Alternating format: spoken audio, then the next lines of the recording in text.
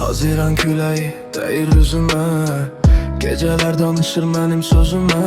Dünənimi yandırıb aparır uzağa, bugünüm savaşdı, sabahım qazana. Haziranda qopur içimdə tufan, qaranlıqdan çıxıram, yanır bu zaman. Adım adım geldim, heç kim inanmazdı. Mən düşəndə qaldıranda olmadı, bax səma daraldı. Hər gecə yazdığım sətirlər qanadı, hər addımım köhnə arzuları bağladı. İçimdə aslan var, qışqırır bu səslə. Külək vurur üstümə, amma dururam təməslə. Sınmadım, qırılmadım, bir daha ayaqdı yolum.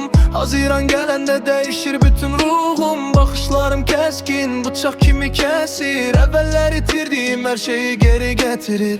Haziran, Haziran, dəyişir bütün dünya. Külək getirir güc, düşməni aparır uzağa. Səslərim yüksəlir, sanki dağlara çarpır.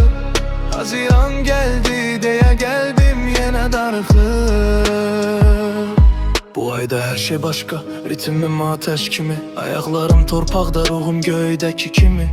Məni sındıra bilməyən hər fəsil öyrətdi. Haziranda başlayan savaş yenə irəli etdi. Küçələr danışır, adımı fısıldayır divarlar. Mən qaçarkən ötür məni arxada qalan izlər. Kim nə deyirsə desin, yolumu kəsə bilməz. Qaranlığın içindən çıxan biri geriyə dönməz.